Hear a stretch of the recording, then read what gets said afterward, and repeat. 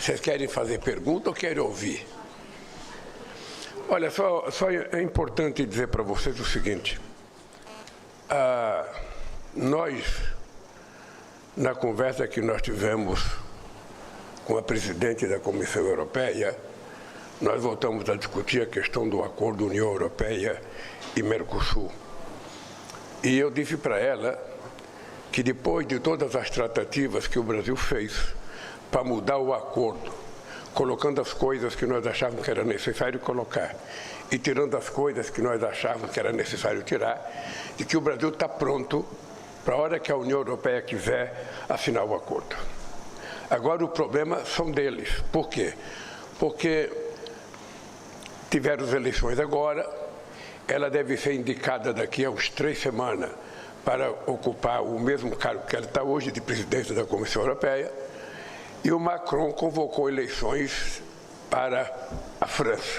Então, nós temos que aguardar também, porque até o companheiro Macron estava mais flexível quando se tratou de falar do acordo. Ele falou, deixa passar as eleições para a gente conversar. Então, eu volto com o otimismo de que nós do Mercosul estamos prontos para assinar esse acordo e estamos certos de que o acordo será benéfico para a América do Sul, para o Mercosul e para os empresários e os governos da União Europeia. A segunda coisa que foi importante na conversa com os outros dirigentes, vocês sabem que com a Alemanha a gente tem uma parceria estratégica muito poderosa. O Olaf Scholz nos convidou para que a gente faça uma visita o ano que vem na Feira de Vancouver, que a gente possa participar com ele. E, ao mesmo tempo, eu pedi para ele me explicar um pouco o que aconteceu nas eleições da Alemanha, em que o SPD teve uma votação muito pequena, muito distante daquele que historicamente tinha. Ele me explicou, eu ouvi e estou levando o ensinamento para casa. Da mesma forma, eu perguntei para o Macron, o que aconteceu na eleição para o Parlamento Europeu? Ele me explicou, eu entendi e vou levar os ensinamentos para casa. E eu conversei com outros dirigentes também, outros assuntos.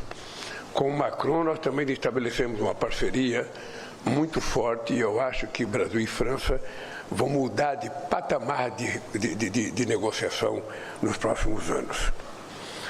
Com a presidenta da Suíça, a presidenta Viola, ela foi a Genebra conversar comigo, num gesto de gentileza dela, ela pegou o avião e foi a Genebra, porque ela queria nos convidar para participar da reunião que está havendo esse final de semana para discutir a questão da paz.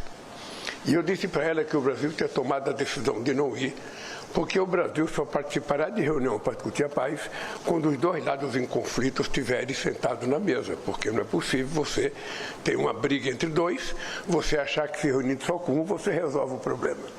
Então, como ainda há muita resistência, tanto do Zelensky quanto do Putin, de conversar sobre paz, cada um tem a paz na sua cabeça do jeito que quer, e nós estamos, depois de um documento assinado com a China, pelo Celso Amorim, pelo representante do Xi Jinping, nós estamos propondo que haja uma negociação efetiva, que a gente coloque definitivamente a Rússia na mesa, o Zelensky na mesa, e vamos ver se é possível convencê-los de que a paz vai trazer melhor resultado do que a guerra. A paz, ninguém precisa morrer, não precisa destruir nada, não precisa, vitimar soldados inocentes, sobretudo jovens, e pode haver um acordo. Quando os dois tiverem disposição, nós estamos prontos para discutir. Também nós tivemos uma discussão importante com os outros dirigentes, porque o Brasil vai fazer o G20, e nós queremos que eles participem ativamente do G20, participar inclusive em julho agora, onde nós vamos fazer o lançamento do programa de combate à fome e à pobreza. Vai ser feita uma conferência, vai ser aonde, Mauro? No Rio de Janeiro, que vocês da imprensa estão convidados a participar.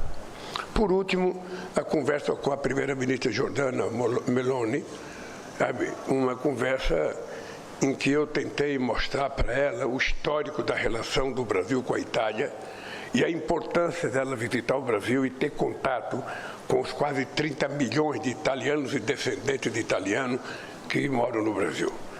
São 1.400 empresas que investem no Brasil, são a geração de mais de 150 mil empregos. E eu lembro de uma discussão que eu tive quando a gente estava brigando para realizar as Olimpíadas do Rio de Janeiro, que um delegado que tem voto no Comitê Internacional italiano foi conversar comigo e ele começou dizendo: olha, porque nós temos um problema no Brasil, porque o Brasil tem um problema de segurança, porque o Brasil tem um problema de muita favela. Eu falei: ó, cara, deixa eu falar uma coisa para você. Eu não deveria nem estar falando com você. Porque se um delegado tem obrigação de votar no Brasil, é você. E não questionar. Por quê? Porque se Roma estivesse disputando, tudo bem que você queria trazer as Olimpíadas para Roma. Mas como Roma não está disputando, e o Brasil é o maior país italiano depois da Itália, você tem a obrigação de garantir que os 30 milhões de italianos assistam às Olimpíadas. Não sei se aconteceu, se ele mudou de posição, o dado concreto é que nós ganhamos e fizemos as Olimpíadas. Mas é importante porque tem grande população italiana em São Paulo, tem população italiana no Rio Grande do Sul, em Santa Catarina, e é importante, nós vamos completar 150 anos de migração da Itália e 200 anos da migração da Alemanha, e nós também convidamos o governo alemão para se fazer presente na festa de comemoração dos 200 anos que vai acontecer em São Leopoldo, no Rio Grande do Sul. Bom, no final da conversa, nós tivemos uma reunião com a ANEEL, uma empresa de energia que é responsável pela energia do Rio de Janeiro, de São Paulo e do Ceará. Aquela empresa que teve uma série de problemas, que causou apagão em São Paulo, na capital, que causou apagão no Ceará, que causou apagão no Rio de Janeiro. E nós estamos conversando com ele para que a gente está disposto a renovar o acordo se eles assumirem o compromisso de fazer investimento. Eles assumiram o compromisso, ao invés de investir 11 bilhões, eles vão investir 20 bilhões nos próximos 3 anos, prometendo que não haverá mais apagão em nenhum lugar em que ele for responsável pela energia. A semana que vem o ministro de Minas e Energia vai me levar uma proposta e nós vamos então saber se vamos fazer ou não para resolver esse problema energético, porque São Paulo é muito importante, a gente não pode permitir que a capital mais importante do Brasil fique sem energia. Por último, queria dizer para vocês que a reunião do G7, ela quis discutir o problema vocês devem ter visto o discurso que eu fiz, um pequeno pronunciamento, em que nós estamos discutindo há algum tempo já, ou seja, como é que você vai mudar o funcionamento das instituições multilaterais, sobretudo as instituições criadas, sabe, do sistema financeiro. Como é que você vai resolver o problema de países africanos que muitas vezes têm que pagar de juros que eles não têm para fazer investimento interno? Então, que era importante que os países ricos e os fundos contribuíssem, fazendo com que metade do que eles têm que pagar de juro não precisaria ser pago. A obrigatoriedade de fazer investimento em infraestrutura com esse dinheiro na África, seja energia, seja rodovia, seja ferrovia, ou seja, o que for necessário fazer para ver se a gente dá um salto de qualidade. E também eu convidei todos para entrarem na briga contra a desigualdade, contra a fome e a pobreza. Não é possível que você tenha meia dúzia de pessoas que têm mais dinheiro que o PIB da Inglaterra, que o PIB da Espanha, que o PIB de Portugal, que o PIB da Alemanha junto. Não é possível. Não é possível. Não é possível que tão poucos tenham tanto dinheiro e tão muitos tenham tão pouco dinheiro. É preciso dar um certo equilíbrio se a gente quiser acabar com a fome, se a gente quiser fazer justiça social nesse país. E eu senti também um entusiasmo muito grande de todos eles em participar do G20. Eu acho que nós vamos fazer um grande G20, vai ser uma experiência histórica para o nosso Brasil, e eu espero que com muitos presidentes que forem ao Brasil, eu tenho convidado os presidentes dizendo para eles: olha, eu gostaria que você fosse ao Brasil e que você levasse muitos empresários, para a gente juntar muitos empresários brasileiros e fazer negociações, porque é preciso aumentar a rentabilidade de cada país, o comércio exterior, o fluxo na balança comercial, e quem trata disso é empresário, não é governo. O governo só abre a porta, mas quem vai fazer negócio são os empresários. nós vamos ter muito pedido de bilaterais. Nós não sabemos se tudo pode ser preenchido por ocasião do G20, mas o dado concreto é que daqui para frente eu já decidi, cada viagem que eu fizer vai ter um monte de empresários viajando para que a gente possa vender os produtos que o Brasil é capaz de produzir e comprar também aquilo que quer nos vender. Então eu regresso para o Brasil hoje, sabe, muito otimista com o que está acontecendo na nossa política internacional. Portanto, agora eu estou à disposição de vocês, perguntas inteligentes e respondíveis. Tá? Por favor, Murilo, pode começar. Seu nome e veículo, por favor. Oi, presidente. Boa tarde já. Murilo Salviano, da TV Globo. Presidente, em respeito aos colegas que estão aqui, vieram até a Puglia para cobrir o G7, eu vou fazer uma pergunta sobre o evento. Vem mais para frente para falar, porque eu não estou ouvindo o som, estou ouvindo só você falando. Tá bom. Oi, pronto. Agora sim. Bom, então vou fazer uma pergunta sobre o evento e daqui a pouco a gente entra em questões internas no Brasil extremamente importantes. Presidente, os líderes do G7 nesse documento final, eles foram explícitos em dizer que eles vão apoiar uma governança mais eficaz, inclusiva e igualitária nesses órgãos internacionais, que é um dos pilares do G20 no Brasil. Então, eles ressaltaram isso no documento, colocaram, inclusive, na primeira página, nas primeiras páginas do documento.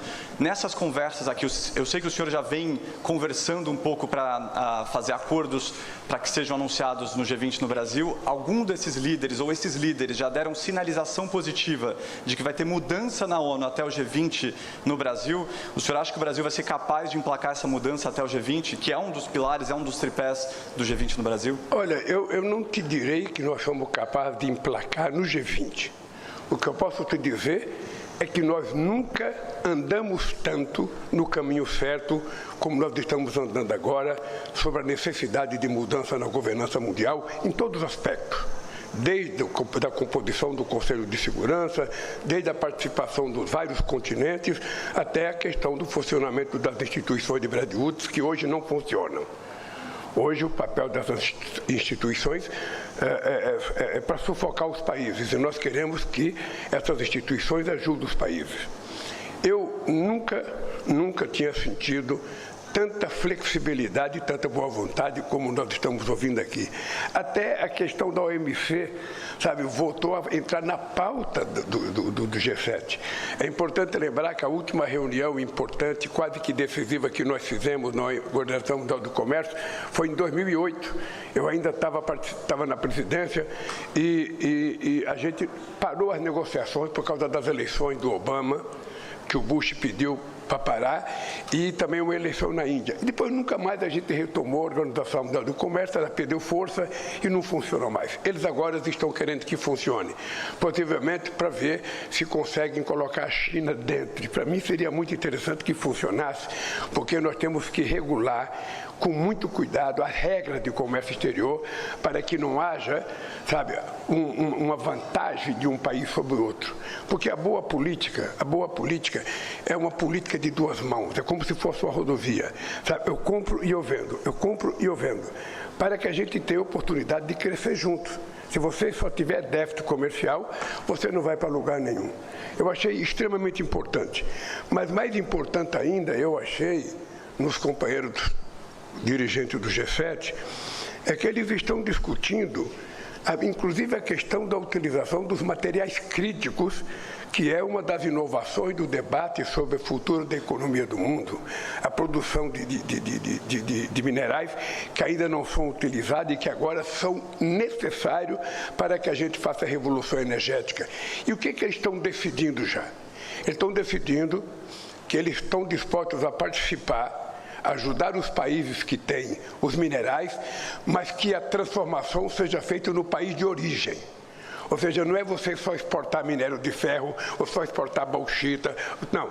É você fazer o processo de transformação no seu país para ele comprar os produtos colocando valor agregado naquilo que é a nossa capacidade de produzir. É uma inovação muito grande e isso é unânime no G7. É que eu acho que isso vai ajudar muito países, sabe, o Brasil, que tem um território muito grande, que tem muitos minerais, mas vai ajudar sobretudo os países africanos, porque eles terão que financiar um processo de industrialização. Me parece que nesse primeiro quarto do século XXI, as pessoas estão se dando conta de que a forma que foi organizada as coisas depois da Segunda Guerra Mundial parou de funcionar. Inclusive a democracia, correndo risco com o surgimento de um extremismo de direita, sabe, absurdo. Então eu acho que é um avanço. Eu estou consciente de que isso vai continuar avançando no G20, estou consciente que aquilo que parecia impossível algum tempo atrás vai virar tudo possível. É só a gente ter paciência, a gente ser persistente e a gente ser convincente. Eu tenho certeza que nós vamos conseguir esse processo democrático que já tentamos desde 2008, na primeira reunião do G20, a gente já tentou mudar as instituições, ter mais gente participando do FMI, ter mais dos partidos de desenvolvimento na direção, ter mais cargo, para que a gente possa fazer o bom uso das instituições. A mudança na ONU até o G20 é difícil. Eu acho que é difícil. É porque é aquele negócio, né? Quem chegou primeiro na festa quer ficar e não quer dar lugar para outro. E nós queremos mostrar que o que está acontecendo na Ucrânia, o que está acontecendo na faixa de Gaza, é muito pela fragilidade do papel das Nações Unidas. Não existe veracidade nas conversas, porque se a ONU tivesse uma direção forte, se a ONU tivesse uma representatividade forte, e se os países que compuseram o Conselho de Segurança tivessem, não assumindo o papel de um ou de outro, mas assumindo o papel da neutralidade em busca de um acordo, possivelmente a gente estaria numa mesa de negociação, sentado, ouvindo o que cada um quer, para a gente poder saber o que é possível para cada um. Eu acho que nós vamos chegar lá. É uma questão de tempo. Eu digo para todo mundo, eu nunca tive experiência de greve, de guerra, mas eu tenho muita experiência de greve. Então, numa greve, quando você começa ela, você começa achando que você pode tudo. Né? Você chega a dizer, não, porque nós vamos voltar a trabalhar quando atender as nossas reivindicações, eu não volto a trabalhar, é tudo ou nada. E muitas vezes a gente fica sem nada. Então, eu acho que essa guerra já está durando demais. E não é necessário. Eu espero que o bom senso tome conta da cabeça dos dirigentes e que a gente possa fazer as mudanças que precisamos fazer. Presidente, bom dia. Laís Alegrete, da BBC Brasil. Eu queria fazer uma pergunta para o senhor que eu acredito que muitos brasileiros, muitas brasileiras gostariam de fazer, porque um assunto que levantou muito protesto no Brasil foi a aprovação pela Câmara dos Deputados do projeto que equipara aborto ao homicídio. Então, eu gostaria de perguntar para o senhor, primeiro, o que o senhor acha da possibilidade desse projeto ser aprovado durante o governo do senhor? E, segundo, se o senhor acredita que a legislação que a gente tem sobre aborto no Brasil hoje precisa de alguma mudança. Obrigada. Veja, a primeira coisa que eu preciso dizer para vocês, alto e bom som, não é a primeira vez, porque eu já fui candidato em 89, já fui candidato em 94, já fui candidato em 98, já fui candidato em 2002, já fui candidato em 2006, fui candidato em 2022, ou seja, é que eu, Luiz Inácio Lula da Silva, sabe, fui casado, sabe, tive 5 filhos, 8 netos e uma bisneta. Eu sou contra o aborto. Entretanto, como o aborto é a realidade, a gente precisa tratar o aborto como uma questão de saúde pública.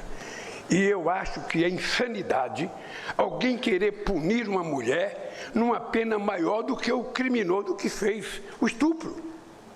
É, no mínimo, uma insanidade isso.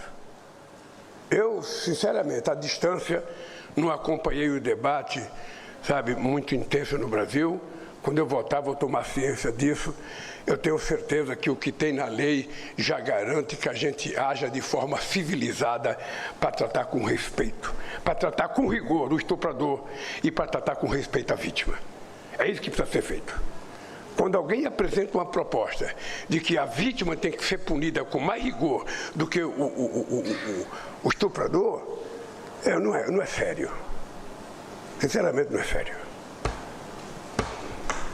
Boa tarde, presidente. Denise Dorice, da Record TV. Sobre o discurso que o senhor fez ontem na sessão do G7, o senhor mencionou os conflitos e mencionou o conflito em Gaza. E aí o senhor falou uma frase que o legítimo direito de defesa foi transformado em direito de vingança. E o senhor não menciona diretamente nenhum dos dois lados, o senhor não menciona Israel. Então eu gostaria de saber se isso foi uma escolha para amenizar o discurso aqui sobre esse assunto aqui na Europa. Deixa eu lhe falar uma coisa, eu fico triste quando o óbvio não acontece. É triste, porque quando você faz política e você vê que uma coisa está acontecendo, você já vislumbra o que vai acontecer. O que eu falei na primeira entrevista que eu dei na União Africana sobre o que acontecia em Israel, eu mantenho 150% do que eu falei. Mantenho 150%. E aconteceu, porque o primeiro-ministro de Israel, ele não quer resolver o problema, ele quer aniquilar os palestinos. Isso está possível, em cada gesto dele, em cada ato dele. Vamos ver se ele vai cumprir a decisão do Tribunal Internacional. Vamos ver se ele vai cumprir a decisão tirada da ONU agora. Então é preciso que a ONU, por isso é que nós defendemos uma mudança na ONU, porque a ONU, quando ela tomar uma decisão, ela tem que ser cumprida. E eu quero dizer alto e bom som, só será resolvido os conflitos no Oriente Médio entre o governo de Israel e o povo palestino o dia que a ONU tiver força para implementar a decisão que demarcou o território em 1967 e deixar os palestinos construir sua pátria livremente e viver harmonicamente com o povo judeu. É isso que eu quero, é isso que eu sonho e é por isso que eu vou brigar a vida inteira. Não dá para a gente deixar de enxergar o que está acontecendo lá. Não dá. É efetivamente um genocídio contra mulheres e crianças que está acontecendo.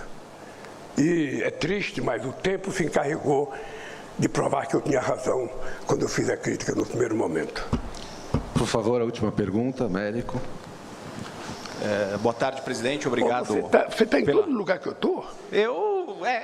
Cumpro o senhor pelo mundo. É um prazer. Inclusive, muito obrigado pela oportunidade. Presidente, existe uma preocupação muito grande no Brasil, nessa semana, ficou muito claro isso, com relação à questão fiscal. O ministro Haddad, muita gente considerando que ele está isolado, tentando manter ali a disciplina fiscal. E ele falou essa semana na necessidade de se rever os custos do governo. O senhor concorda com o corte de despesas do governo? Concorda, por exemplo, em desvincular os gastos com saúde e educação para resolver a questão fiscal? Muito obrigado. Vou dizer uma coisa para você. Vou dizer uma coisa com muita sinceridade para você. Eu aprendi economia com a mulher. Vou repetir o que eu já falei 300 vezes. Tá? Eu aprendi a fazer economia com a dona Lindu, que era analfabeta. E ela pegava os envelopes dos 8 filhos e ela distribuía a tarefa de cada um. O dinheiro do ônibus, o dinheiro do pão, o dinheiro do cigarro, o dinheiro do leite. Se não sobrasse alguma coisa, não tinha para farra, mas era assim que ela distribuía. No governo é a mesma coisa. No governo é a mesma coisa. Eu acho que tudo aquilo que a gente detectar que é gasto desnecessário, você não tem que fazer. Você não tem que fazer. 90% da minha vida, eu nunca tive uma dívida, porque eu nunca gostei de me endividar e fazer uma despesa maior do que o meu salário. E o que nós estamos fazendo é o seguinte, nós já fizemos o que ninguém esperava que precisava ser feito. Nós já fizemos a regulação do marco fiscal, nós já aprovamos a reforma tributária, nós estamos demonstrando a nossa seriedade de garantir estabilidade jurídica, estabilidade política, estabilidade fiscal, estabilidade econômica e estabilidade social. Isso está garantido. Agora, o Haddad, ele jamais ficará enfraquecido enquanto eu for presidente da República, porque ele é o meu ministro da Fazenda, escolhido por mim, sabe, e mantido por mim. Então é o seguinte, se o Haddad tiver uma proposta, o que vai acontecer é que ele vai me procurar essa semana e vai sentar para discutir economia comigo. Eu quero antecipar.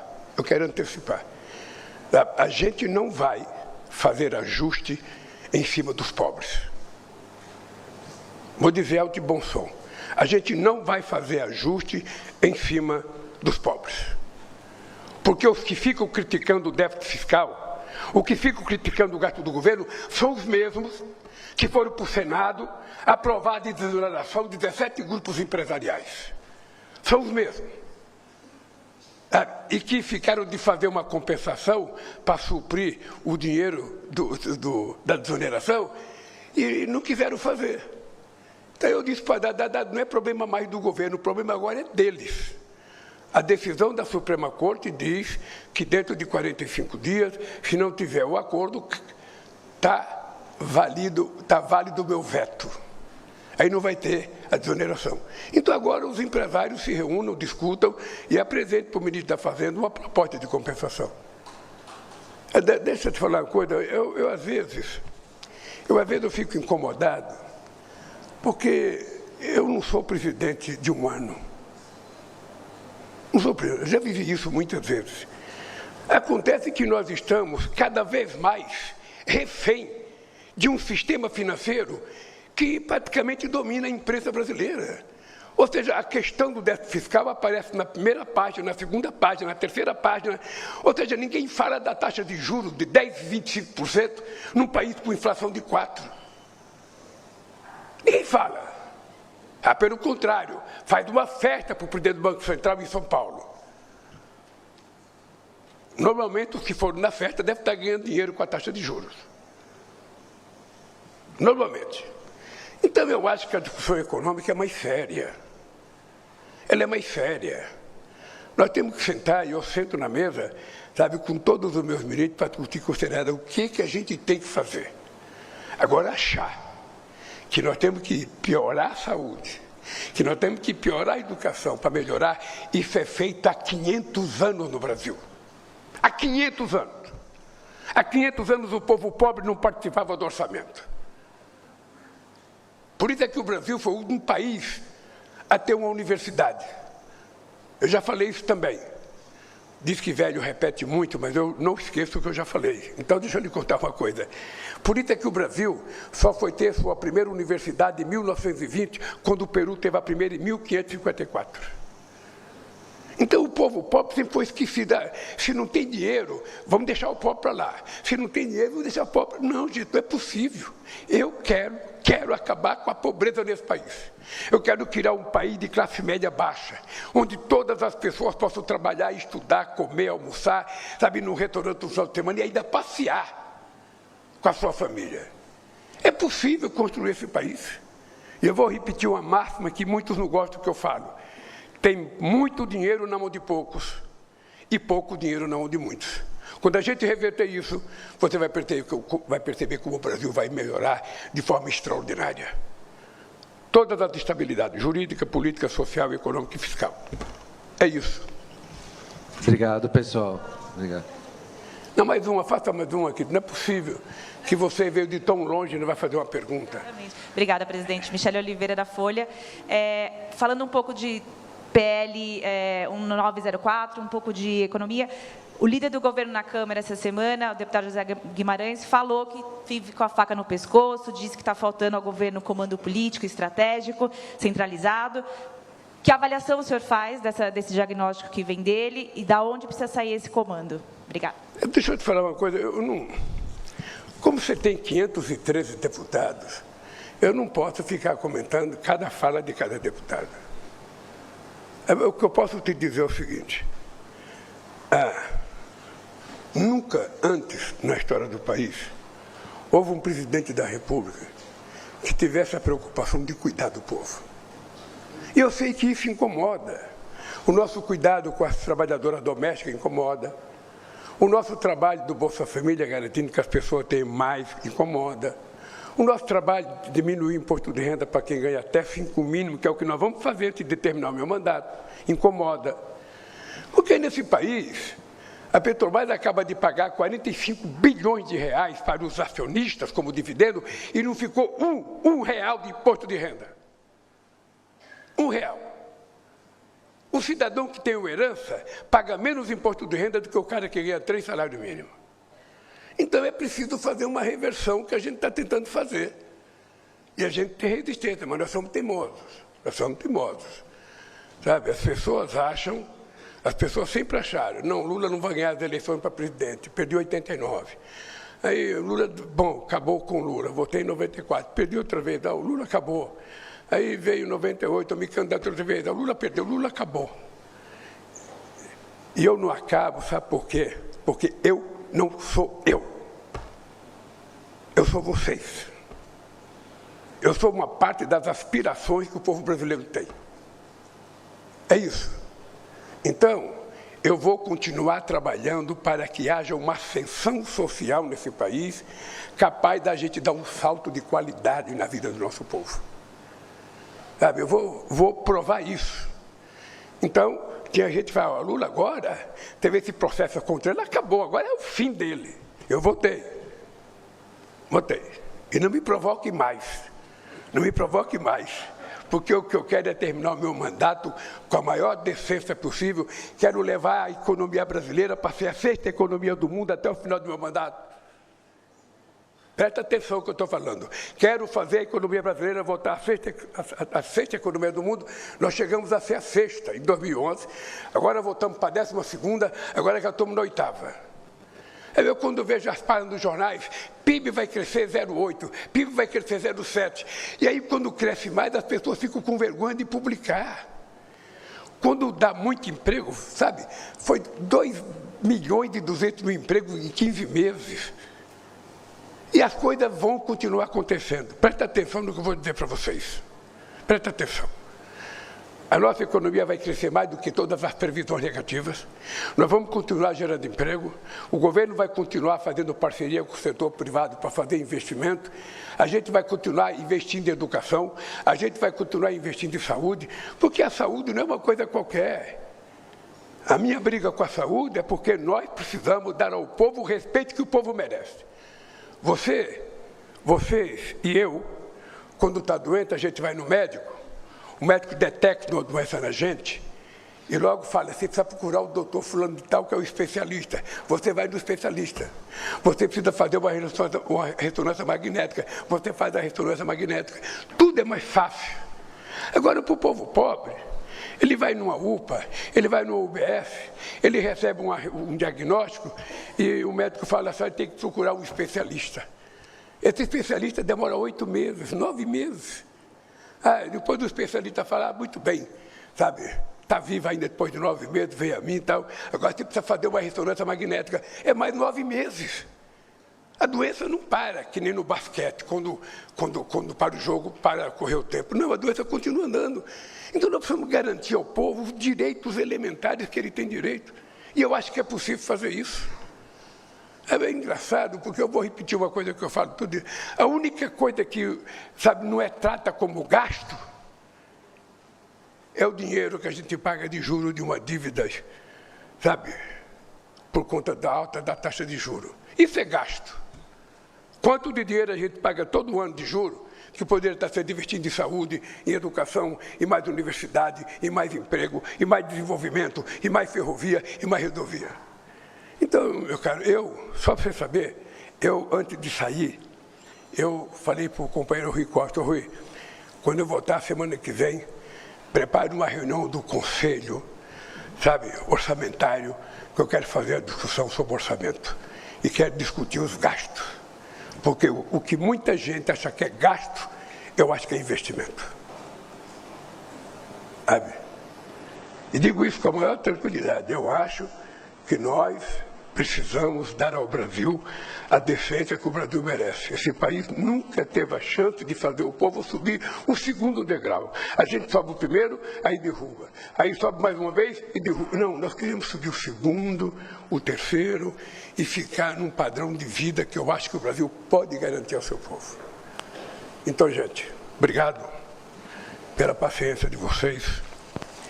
Eu vou pegar um avião agora. Poder Monitor, a ferramenta mais completa para monitorar os 3 poderes. Acesse agora poder.cc/monitor e ganhe 30 dias grátis.